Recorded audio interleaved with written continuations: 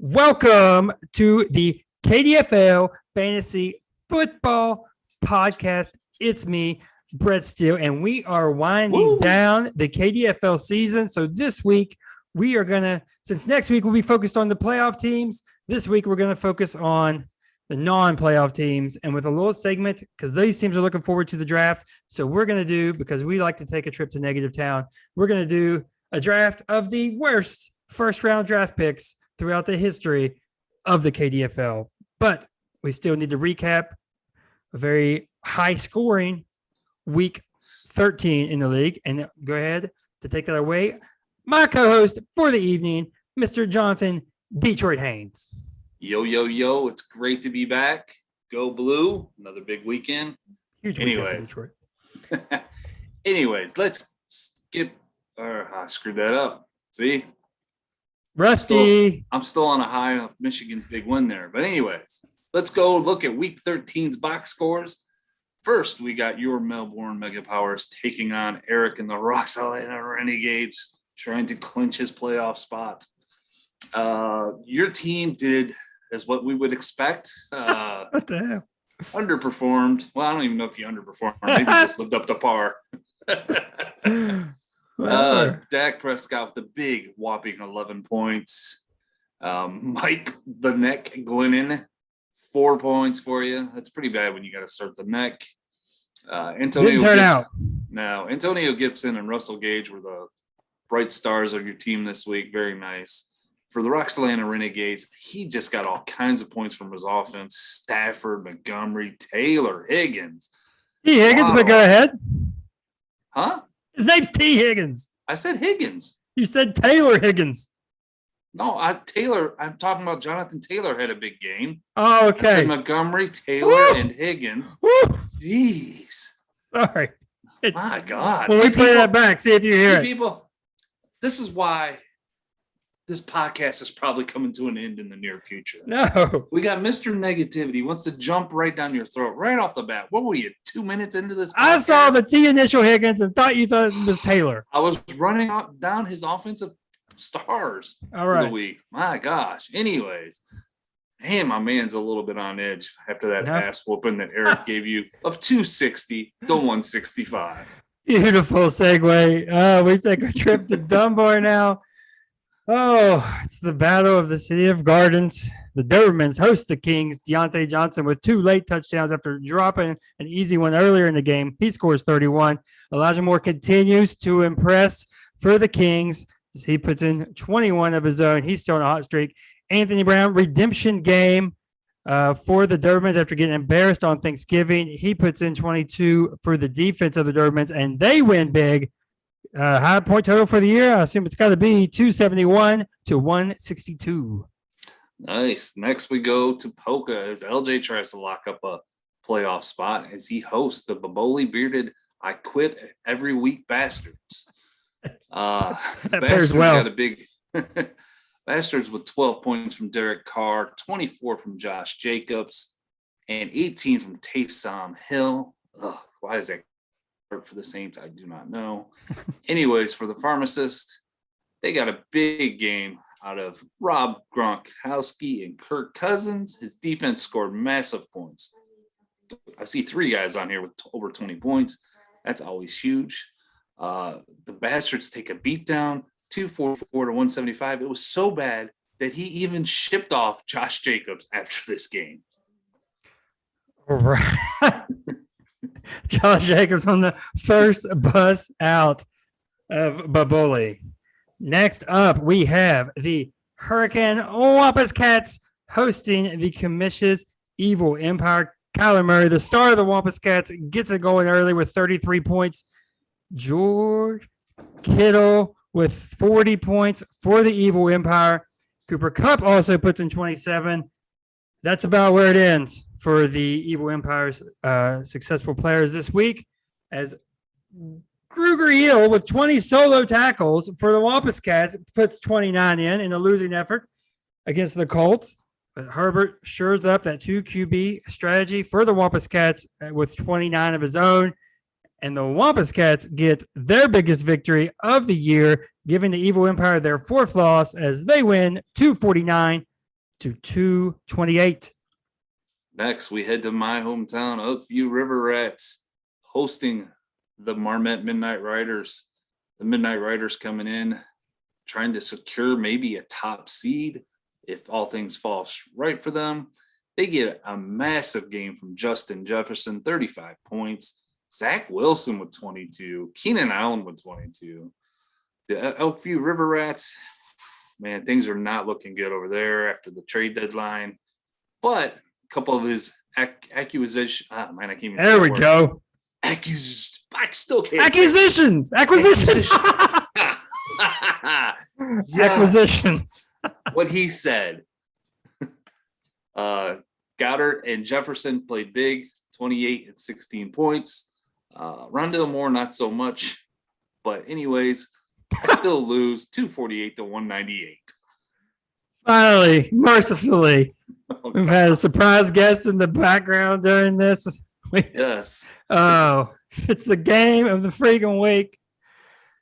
If this beginning of the podcast was a team, it would be the Wake Forest Lumberjacks as they travel to the Cross Vegas to take on the Gamblers. Tom Brady eats up the Falcons. That's what he does. He scores 32. Godwin gets some of that as well for the Lumberjacks as he gets 30. CeeDee Lamb, though, puts the Gamblers over the top with 24 as the Lumberjacks are crawling. They're the dog dragging the leg into the playoffs as they lose this one.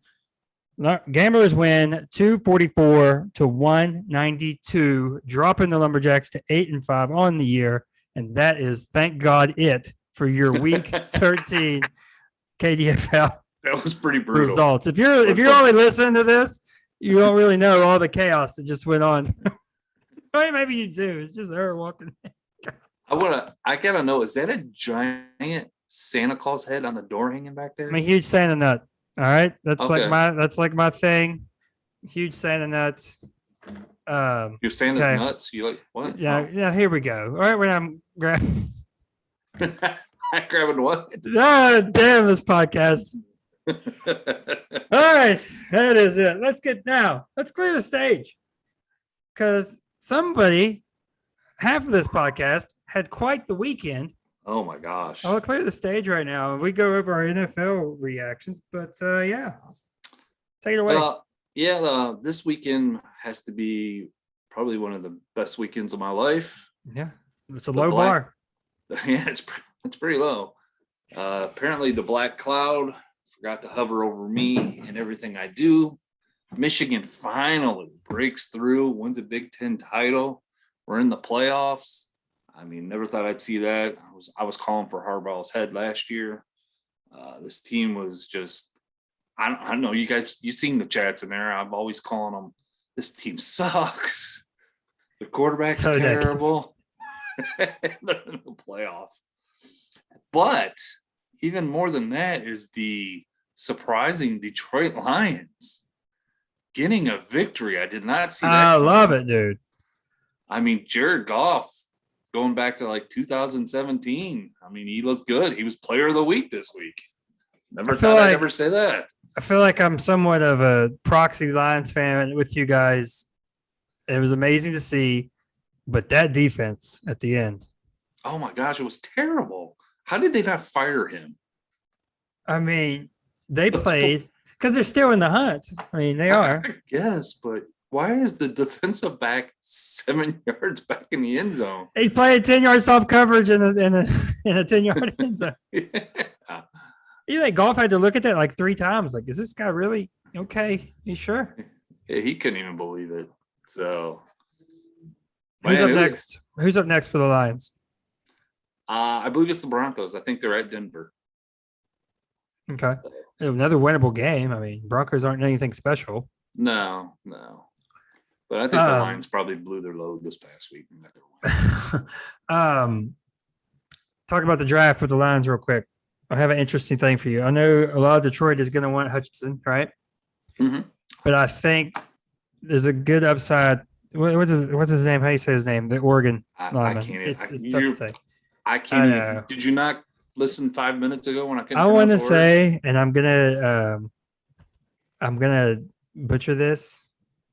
I want to say it's like Thibodeau, Thibodeau sounds good. but I don't want to be extremely wrong. But the thing with him, what's the? I'm gonna give you. I'm just gonna make you butcher so many names. Yeah, it's Thibodeau. All right. All Yeah, right. Kayvon Thibodeau. What is the other lineman for the Wolverines? He's Oh, at top. Something. Abu, I can't- Ogigba. yeah, something like that. I can't say his name. Hutchinson. The point is, Hutchinson has him, Yeah. so that gives Hutchinson more. Or does He's working more with a full deck. They Yeah. have each other, so that is why you might lean more towards the Oregon players doing it more solo. I'm, being a Michigan fan, you're like, all right, I want him to get Right. Hutchinson, but it's like, am I just saying that because I've seen him play Right. in Michigan? I Right. haven't really watched this kid from Oregon. We've watched him So- dominate, though, Hutchinson. Yeah. So I just wanted the Lions to get it right. I don't care. So you're fine with going line and not? I don't know a hot quarterback prospect that's gonna. It'll always happen. One of them will rise up towards the top.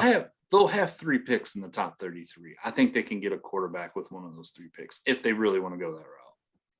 It's going to be interesting because this is like a case study. Will the quarterbacks float to the top? Because there is not a standout quarterback in this draft.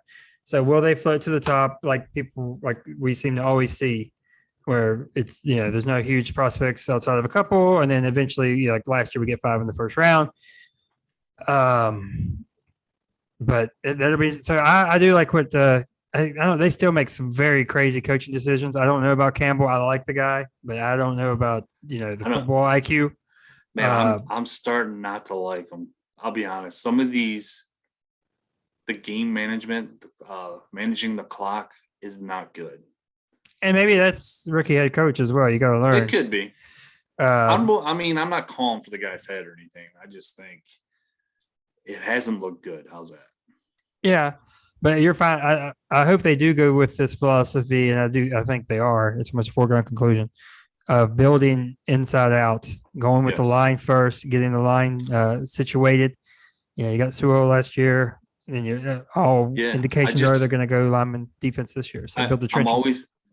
I'm always sending Eric an article every week. It seems like about Penei Sewell, and this article is saying that he's already one of the top offensive linemen in the league right now. It's one of those things. Like if you don't hear about him, it's a good thing. Yeah, but I guess he's just been rating like at the top of all tackles. So it's like it's good to hear. Oh it's good to hear that they hit on one. Oh yeah. Okay. Now, what else do we have in your week 13 NFL reactions? NFL. Okay. Well, let's see here. I mean, I still can't believe the Cardinals are 10-2. That's just something doesn't seem right about that to me. Right. They got their guys back this past week, so they look good. The Chargers are one of the most confusing teams out there. Yeah. Huge numbers, and next week they'll lose a game. So we had a game in Atlanta. Get the Falcons corner out of the way here. Yeah. I mean, that was to be expected. It did almost. There was one little bright point, which was the pick six. So yet again, just to get my shot in, yet again, Brady throws a pick six and wins. Ryan plays elite. Doesn't. I know this part of the segment of the podcast is going to get a yellow flag from a certain. Yeah, all right, people do it. But do you want them to move on from Matt Ryan? No. I'm insane. I'm a crazy person. Not in this draft, especially. No, because if I thought, thank you. It's almost like you set me up for that, and you didn't even mean to. Let me show you this right now. Oh yeah, you didn't know you did. You stepped into it. All right. Total QB hit. Who do you think has allowed the least amount of QB hits in the league through week 13? What team? I'd say probably like Tampa. Tampa. With how many? Well, you're not going to be able to guess how many. 40. Okay. Okay. Spoiler alert. The most is Atlanta. I thought the Lions might be it. The Lions have 72. Okay. So 40 to 72. Lions are upper, not up, but upper. Atlanta Falcons have got Matt Ryan hit 92 times. It's league leading, by the way. Of course, I wouldn't have done it. It wasn't league leading.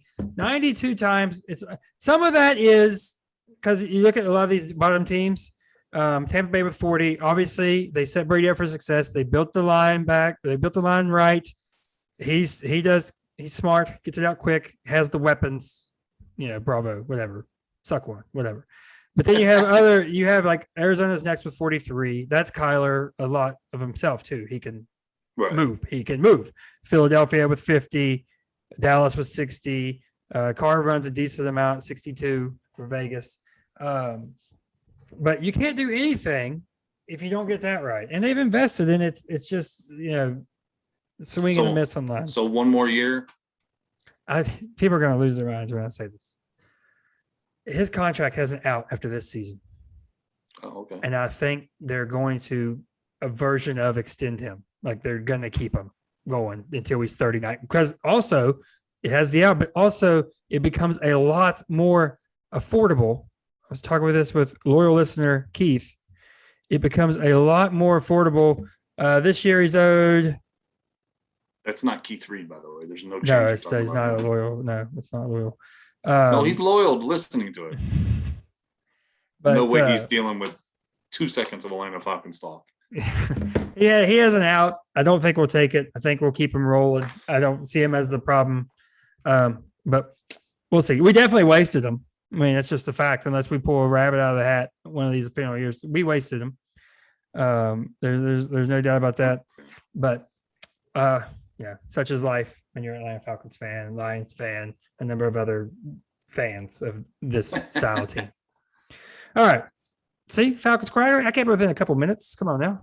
Yeah, I mean, it is what it is. It's our podcast. We can do what we want. The Dolphins, 6-7. And we talked about this. The schedule eased up right about the time they seem to be playing well. Tua's playing, sustainable football. That's impressive. They have a bye this week, but I mean, they could get in the mix for the final. Yeah. Anything around 500 is going to be in the mix right now. Yeah. Go ahead. No, go ahead. I say there's two things I want to touch on is the Kansas City Chiefs. What's going on with Mahomes? Yes, they're winning games, but he doesn't look good. I mean, he put up 180 yards this past week against the Broncos, no touchdowns. The defense is playing better, but I don't know if it's because of who they've been playing. So I don't trust them. We look at the AFC, and of course now we have to look at that Monday night game, the Patriots and the Bills. Yeah. Is anyone god-awful game? I'm going to eat my words. Well, first off on the Chiefs, maybe it's true. Maybe you take Hill away, whatever. I forget the name of it. I always forget the name of the defense. Maybe they call it too high, whatever. You take out Hill, you take away the deep bomb. And they say like outside of Hill and Kelsey, what do they have? But that's a lot. That's a lot. Most teams don't have that. Yeah, exactly. I mean, and then are you scared of the Patriots in the playoff? I don't. Maybe I'm not. Words. I mean, I'm not either. It's. I don't know. I guess I wasn't scared of the 0-1 Patriots either.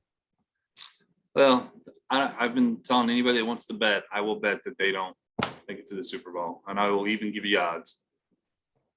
Yeah, I don't. I'm not scared of McCorkle, as I said. He's not shown. He's shown that he won't outright lose a game for you, but he has not shown anything else. And he hasn't had to. That game, you just throw that game out Monday, whatever. Unless you're a Bills fan, you have to throw that game out. Like it doesn't do anything to upset to scare the rest of the league or anything like that. But it does. They're gonna this all the pressure on Buffalo this next game. They have they got Tampa, don't they? The Bills have Tampa, and then they have New England again. So it's like Belichick, Brady, Belichick. I'm looking at now the Patriots. They have won 7 in a row. 1, 2, 3, 4, 5, 6. Okay, so I mean, yes, they beat who they play. I mean, you can't do anything about that. But we don't have to recount who they played. We don't have to do that. Okay, I was going to. Well, do it. There's a reason why I say don't do it. Okay. Whatever. The Chargers, okay, that might be the best one. guess. The Panthers, they're trash. The Mhm. Browns, they're a mess. Your Atlanta Falcons, That was why. That was why. Okay. They played the Titans when the Titans, everybody's hurt. Everyone's gone on that team. And now the Bills and the win bowl. Which whatever, yeah. So very kind of weird that Buffalo built a team that cannot run the football, that does not seem to be made for the cold. yeah, I don't know what's going on with them. As Eric would say, they're frauds, but And they all, I mean, yeah, prove it. Like, but, I mean, you got to beat these teams. Okay. all right. Yeah. That's it for NFL reactions. Are we ready for the segment now? Yeah, I believe so. I would like, let me explain this segment. Or I guess you already did, kind of. We're just going to do like worst draft. I guess the first round. It has to be the first round. Because it's not really, you're getting into hope territory. Just look at like who you passed up and all that kind of stuff. Okay. I'm going to actually let you go first on this. Oh, I wish you didn't do that. Oh, I will go first. I'll go first because there's a very famous one. That's why I wanted you to go first. If you give me the two most famous ones back to back, I don't that'll be care. hilarious. I'm just. All right, let me find it.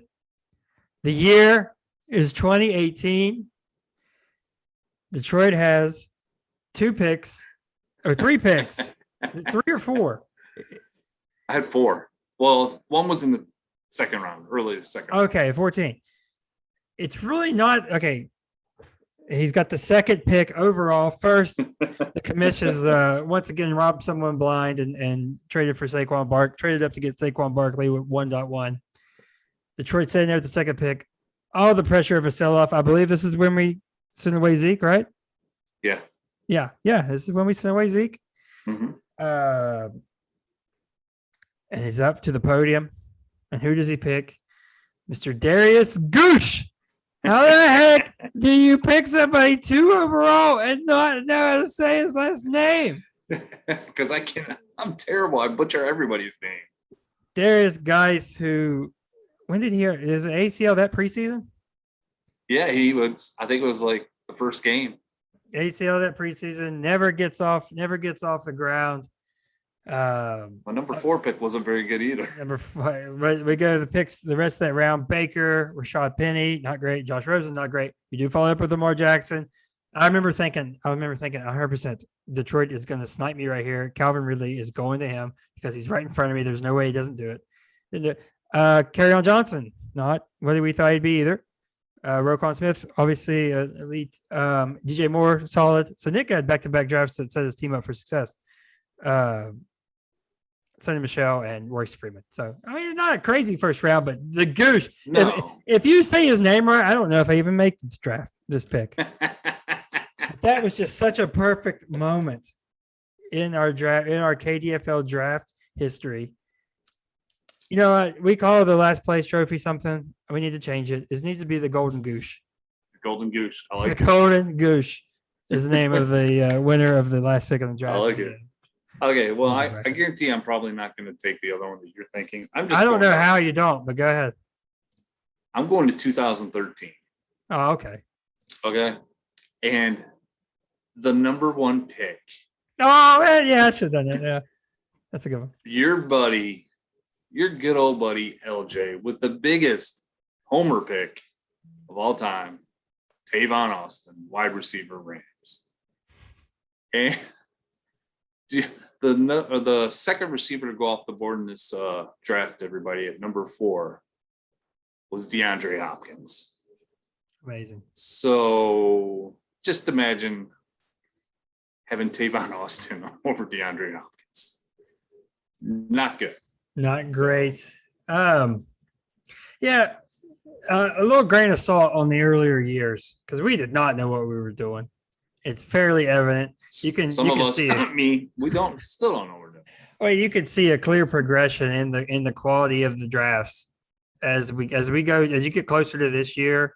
And in fairness, it's because the players are still playing some, but you can still, there are less and less busts right as we go forward. I know where you're going next. I know how you didn't do this. This is another draft showstopper moment. Let's go to 2019. Well, it's not the one I was going with. What are you talking about? All right. 2019. I don't know if I'm embellishing or not, but I think I'm telling the truth. This guy is sitting there waiting, hoping. Oh, is he going to fall to me? Is he going to fall to me? And with the 5th pick, the Kanawha County Kings steps up and selects Darwin Thompson, running back for the Chiefs. And I just remember everybody. There was a few who's? Who is it? And then there was a few, oh, my God, you could have got him. He wasn't even on some people's boards. Some notables after him. Daniel Jones goes right after him. Darrell Henderson's had a little bit of success. TJ Hawkinson, 3 picks after. Devin Singletary, hit or miss against for him. Alexander Madison at 13, DK at 14. This was the first year of the podcast as well, where we recapped this draft. I'm pretty sure it got one of our biggest reaches, and I think it was you who gave him the biggest reach for Darwin Thompson. And Darwin Thompson hasn't seen hardly any playing time. Has had a few chances, not a ton. I know what you're thinking. Chiefs running back in that offense. Yep. The research wasn't there to realize that he's not going to be the guy. He wasn't drafted to be the guy. What can you do? Darwin's theory of evolution. Oh my God, here. that was a classic. Darwin's theory of evolution. I do remember that. All right, I'm going to go to the 2020 draft. Oh man! And we're going to go to pick number 9, and that is Mr. Fields. Oh, this is early. I don't know. No, listen, hear me out. He selects Tua. You're going because of what it's over? And the next pick was Justin Herbert. And I believe Eric has discussed this. Okay, yeah, this has special conditions. That he has gone over and over that he was going into this draft. He was going to take Justin Herbert. But for whatever reason, at that time, when it came to him, I don't know if it was because Tua fell to him or what, but he's like, I'm pretty sure he thought Herbert was the best quarterback after Burrow. So he went with Tua, and that big mistake. So far, he's still, it's a so far big mistake. I mean, it doesn't look like we're going to be able to pull that plan, but I mean, Tua's been, it's not Herbert though. I mean, Herbert was just AFC Player of the Week. I know. The draft's are 1 year old. It's 2 years old, for almost 2 full seasons now. But that one does come. That one needs instructions with it because, you did break it down. Talking about Herbert. I mean, he's got the quote text from the Discord saying that he likes Herbert over Tua and all this. So that one in context, if anybody else does it, it's not, it doesn't make the top 10 worst first round picks ever. But with context, yeah, I get you. I mean, it could head that way though, Brett. It can. But next pick, we're gonna do 5 apiece, right? So this is number 3. Number 3. Next pick. I hate to go this early. 2013. Pick number 9.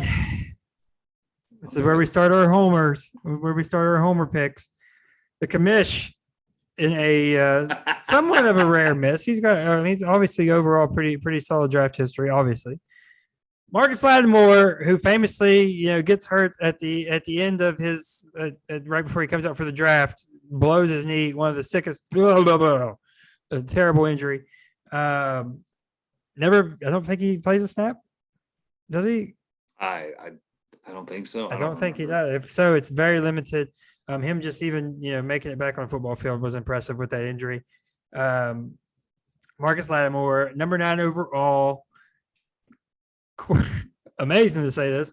Cordero Patterson taken after him. Keenan Allen taken after him. Robert Woods. So I mean, you're gonna have some misses. There's some gems in there, but not even getting to see if he's any good or not really is quite the candidate for a boost. Nice. I have to say that I could have probably just made this whole list about guys that I have taken. Right. To be honest. I have some few on there, of course, but myself. I wanted to kind of split it up a little. So we're going to go back to the 2018 draft. Okay. You covered mine. I would like to cover pick number 5. Your good buddy, Tim. I think he fell in love when he saw this guy in the hot tub back in his college days at UCLA. He takes Josh Rosen. What was that? Josh Rosen, quarterback for the Cardinals. One pick later, Lamar Jackson, who everyone thought was crazy at that time too. And number 16 was picked Josh Allen. So he passed up on two really good quarterbacks for fantasy laws. And that one hurts. He only made it 1 year for the Cardinals. So. He never got a chance. I mean, he got a chance, but his career, and I guess it's the Cardinals, I guess is what the simulations. It's so much like Matt Leinert's to me, where he just never is in a stable situation, never put in you have to have transcendent talent to be able to overcome that type of situation that he was in. Obviously, he doesn't have it. And I cannot give him too much grief for this because I loved Rosen as well. And I thought that was a great pick because I fell for him saying, where did he go? Like he went, I forget where he went, middle of the first or something like that. And he was like, however many teams were in front of him, just made the biggest mistake. Yeah. So I was like, yes, dude, the moxie. I love it. Is he with the team now? I mean, I remember they were a while back. Is he with the Falcons? Oh, okay. He's the backup. Last time I remember he was like on the practice squad or something. The Falcons backups are hilarious. Yes, he was there. He went to the Bucks for a minute as well. The Falcons backups are hilarious. Josh Rosen and Felipe Franks. Okay, my next one. 2015. I hate to do this because the Bandits. Who are the Bandits? Who were they? They were Phillip, I believe. Phil, right? Yeah. We still haven't gotten over our homer picks. Number 5, 2015. WVU's own Kevin White, who has barely played any NFL football. Humongous bust for the Bears. I mean, I think they took him around this, didn't they? What was he? He was yeah, but if you look at that draft though, Brett, there's any receivers that really stand out? Let me look at pick 7. So that's what I thought. I thought it was very close to exactly when he actually went, which is kind of wild. I go a couple decent years. I think we talk about this draft as being. This might not be the one that we talk about. It's one of our weakest for wide receivers. It definitely is, though. Yeah, it's not a very good draft. Diggs goes 41. Tyler Lockett goes 45, and I'm going to say that's about it. Wow. You usually get more than that. 4th round. Usually. Sammy Coates. That's a name. Yeah, I thought that was going to be something. All right, you get 2 more. I got 1 more. Oh man, jeez. Let me look here. Let's. Oh God. What? They're just so bad. Some of these. Yeah, these are just not good. But that's to be expected. I mean, we're just taking from rookies. I mean, right. I get you. Let's go with. Oh my gosh, this is a great podcast right here. All right, let's go to the 2017 draft. This is a good one. Yours truly, the number 3 pick of the draft. Don't do it. He should be exempt from this. You Judas. What a herb. Friend of the KDFL podcast, Corey Davis, wide receiver of the Titans. All right. This was a pretty good draft. And look at the 3 picks right behind Corey Davis. One of those you traded out of, by the way. Yeah. Dalvin Cook, Joe Mixon, and Deshaun Watson. All 3 fantasy studs. And I took Corey Davis. In between that, Fournette was the number 1 pick and McCaffrey was number 2. So, I mean, that was a really good draft.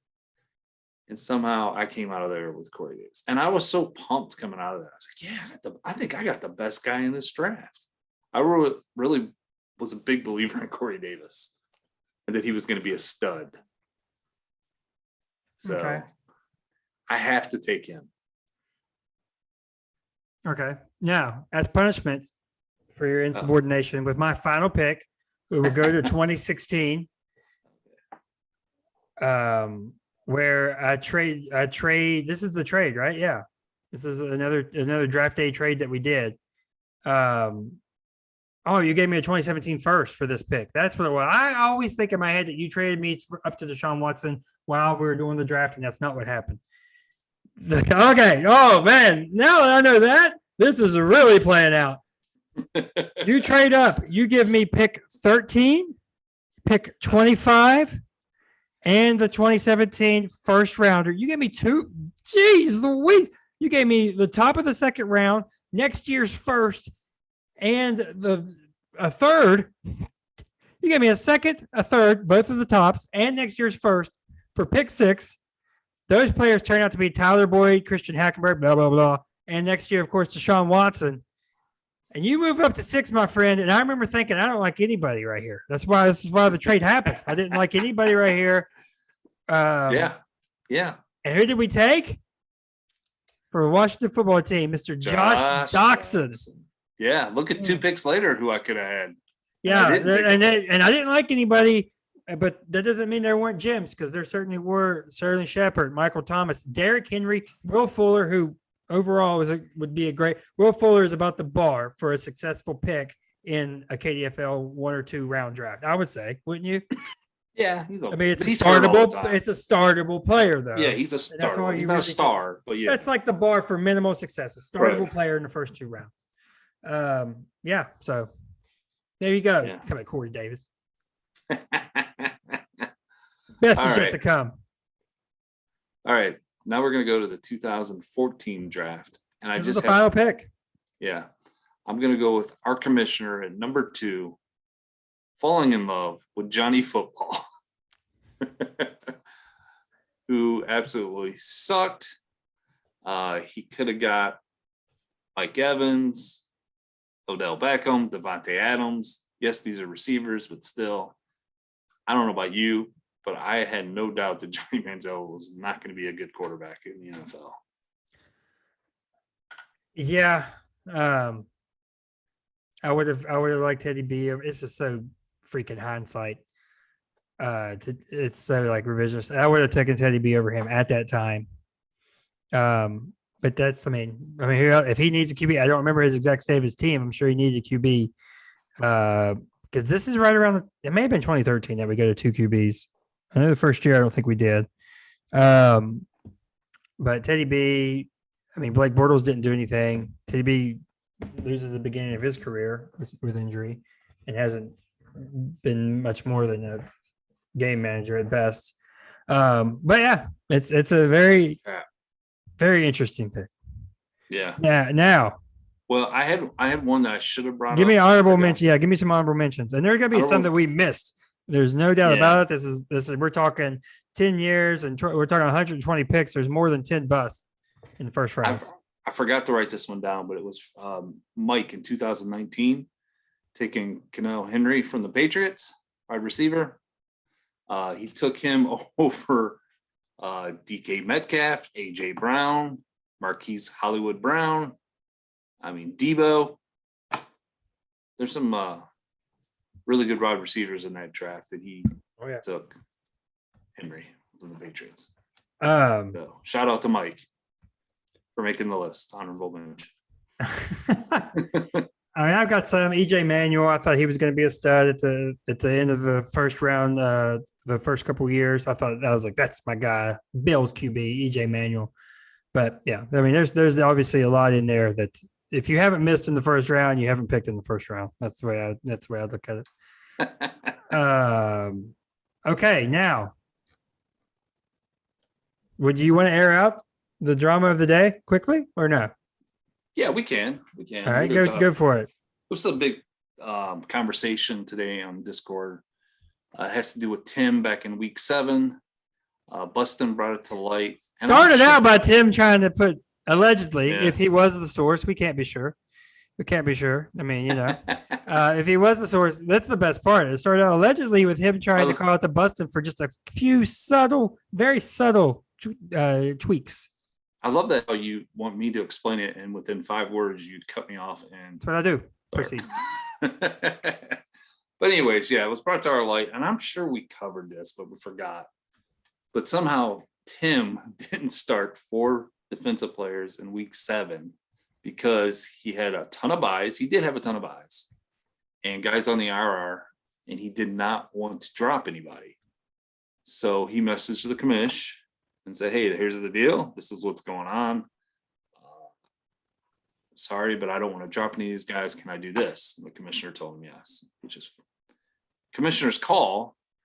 But I think in a league like this where we trade draft picks, and even if you don't trade draft picks, it could affect other people not getting a higher seed or lower seed in the draft. So I think you have to fill a roster. I mean, what's the point? Right. I don't know how. I don't know how you enforce it that much though, because I guess what do we say that you could have to protect if you protect, so because if you have to drop players, because I do agree that it's not necessarily right that he should have to drop players in a just to do it, just to satisfy a rule. I'm with you. But this is also a rare thing. It's not going to happen all the time. There was a huge. I'm guessing that's without looking at it. I'm almost certain it's Dallas's bye week because that was a humongous bye apocalypse. But and the other thing, he had 11 guys on buys. Yeah, the other thing, no other 4 guys team. on the IR. I don't think it would occur to any other team that you could even do that. Right. I always make sure my roster, like I would have to drop somebody. Right. And at the time, it's Tim versus Busted. Like who, whatever. Like both these teams didn't even have any goals of doing anything this year. But as you say, trades happen. Also, now it comes down to fluke or stuff happens. The Busted would have had the first overall pick or the first overall odds. So we did get a pretty wrapped up pretty quickly as far as what to do in the future. All my suggestions, everybody hates. The team optimizer when you're out, I like that. It's not bad. Your team goes on autopilot.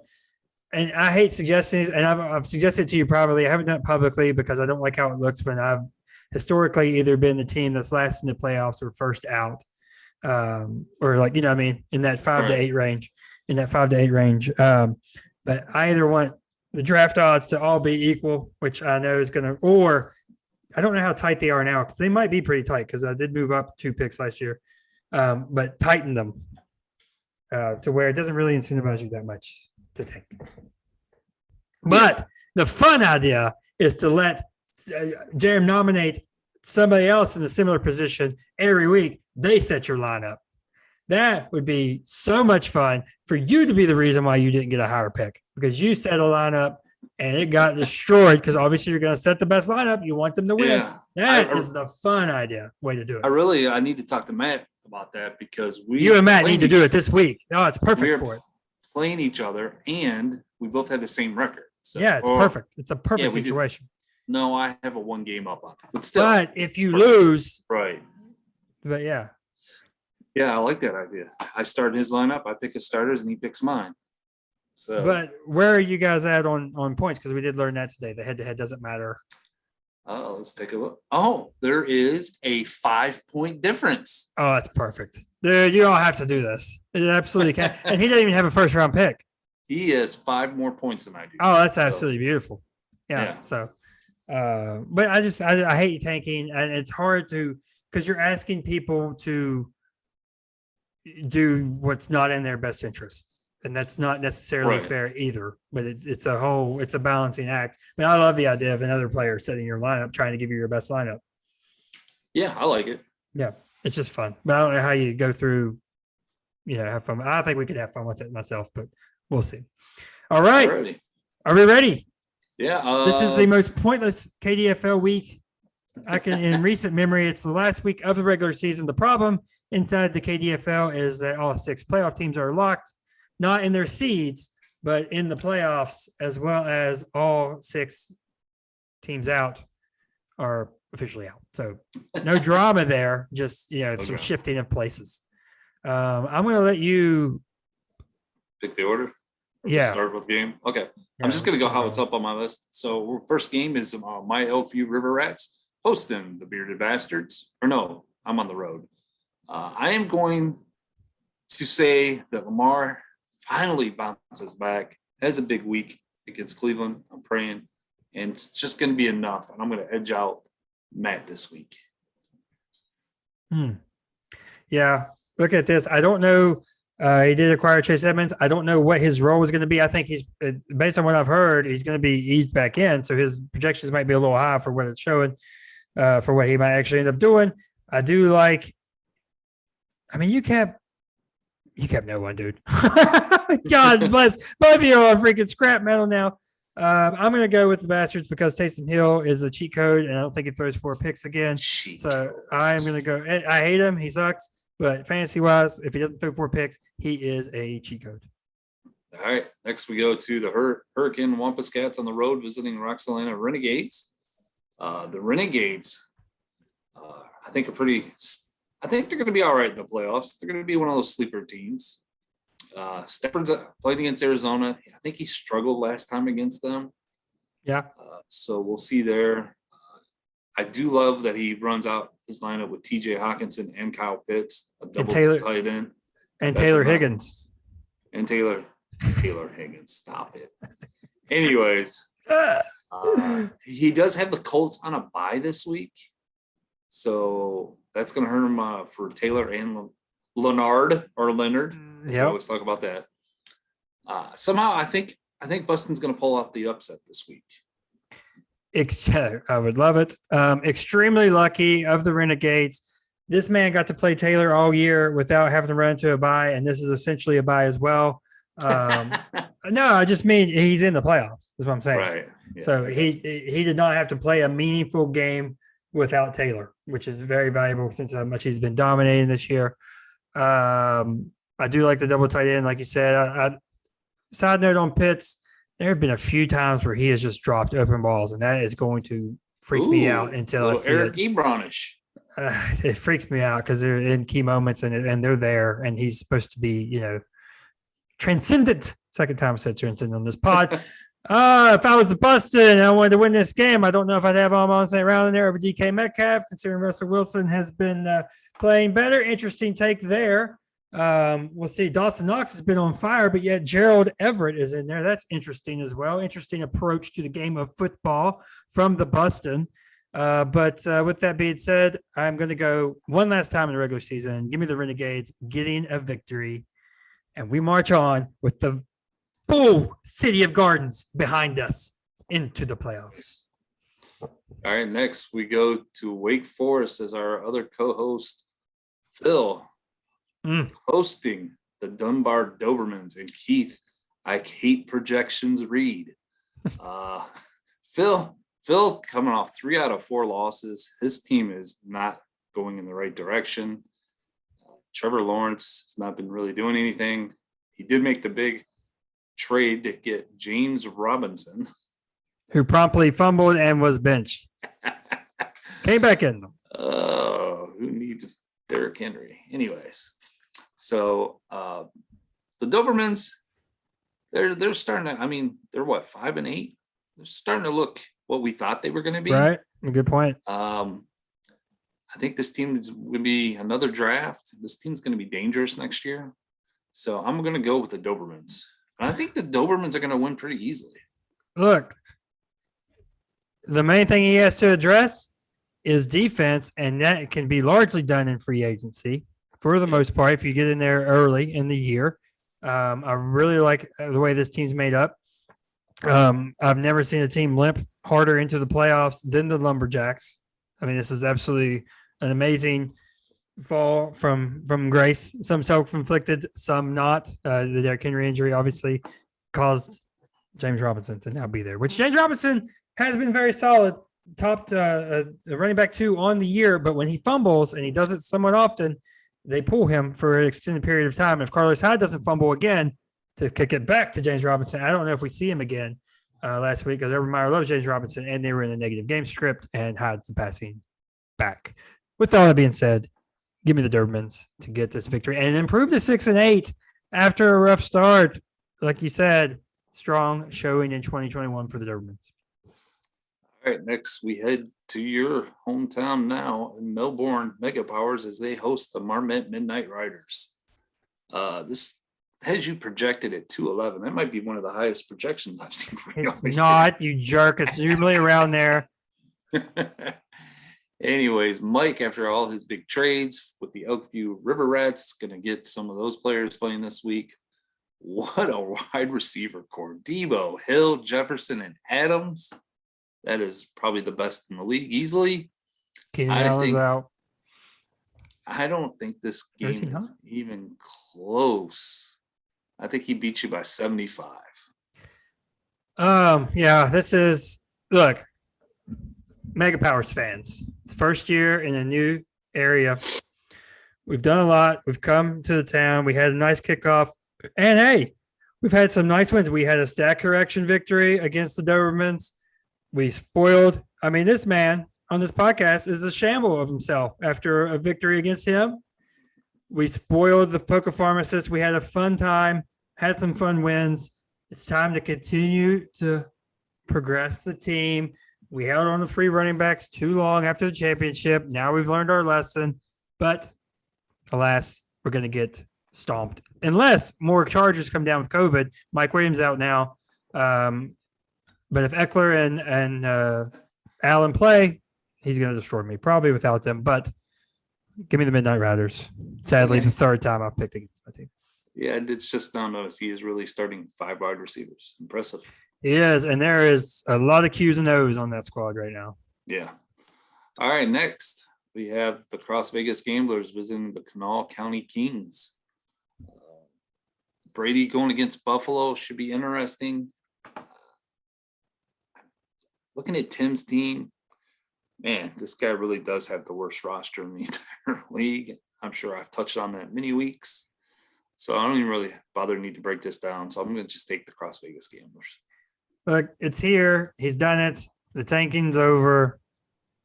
Get through to get to 22. 1 game away now. He's going to be 3-11. Gamblers full steam ahead to try to defend. You always like the champion to get back in the playoffs. I do like that. Gamblers win. Yeah. All right. So that leaves us with our game of the week.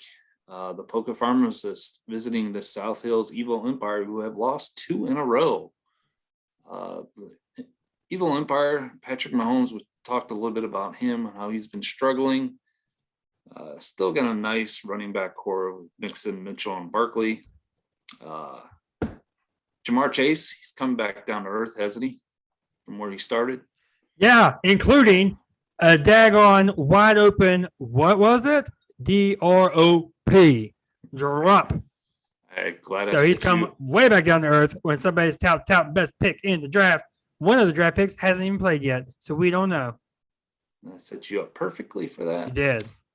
Thank you. He gets thrown out there now with Kittle and Kelsey as his tight ends, so that's nice. The Pharmacist, they made some trades. They picked up what? Deandre Hopkins. Who else did they pick up? They picked up some age, is what they picked up. Once again, I set you up. And they got Russell Wilson. So that team, the Seahawks, I don't know what's going on there. They look better. They just beat the Niners. One week. Yeah, but I'm okay. Credit part of my take. It's a division. Credit part of my take. I'm stealing this. I'm sorry. I'm stealing it. I hate doing it. This was when Russ was supposed to come back from the finger, and voila, he's playing better now. He came back too early. Okay, well, we'll see. Niners pass defense isn't that good, so it could be a coincidence. I don't know. I know one thing. I'd sure like DK Metcalf to be out there if I was on my fantasy squad. Okay. Back to me. Great matchup game for DK. Couldn't imagine benching him. All right, guys. Shut up. Let me finish. All right, the Evil Empire are 8-point favorites, and I think they're going to win by about that. So that's my pick. Yeah, we had to scrounge for a game of the week because this week is tough out. It's tough out there in these streets. Like you said, basically everything you said. Pharmacist hit on a lot. I actually just hope this game ties. Neither of these two win. I couldn't care less about the outcome of this game. But I'm going to do a little olive branch. We're in the Christmas season. I'm going to pick LJ to win because I like that Cam Newton matchup versus the Falcons. Not able to stop opposing QBs. If they let Cam in there, I think he will have a lot of success. So there it is. KDFL last week of the year. Now, sir. Yes. Did you do your pick and your upset? I do. I have it right here in front of me. Okay, now follow us at the KDFL podcast. He's Jonathan Haynes. What's your birth year? Jonathan Haynes, 26. What is it? 74. 83. Follow me at Brett Still 2. Follow Phil at Phil Bruxy. Mr. Haynes, take it away with your upset or your lock of the week and your upset. All right, my lock of the week is I'm actually going to take the Washington football team getting 4.5 points against the Dallas Cowboys. They're at home. It's going to be a nice little division battle. And my upset of the week is your Atlanta Falcons. Oh, you're so stupid. Oh, man. Taking on the Panthers. You love it. Falls right in that 2.5 line, doesn't it? Yes. I love that. Hey, I will tell you this. What is this? Was week 14? So I'm 2. It's very simple to keep my record intact. You just have to do the 2 and then add a tie and then the amount of weeks remaining. I'm 2-10-1. That's 13 on the year. I had the Falcons in within 11. They lose by 13 with the last second pass. It doesn't connect. So for my lock of the week, I am gonna go. I'm kind of getting this here.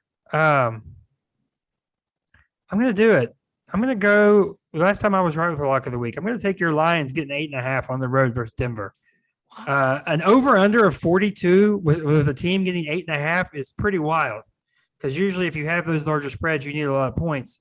That's not a lot of points. And Dan the Man Campbell has them rolling in Detroit. Let's not act like they haven't been in these games. They've only been blown out a few times. They have. Yeah.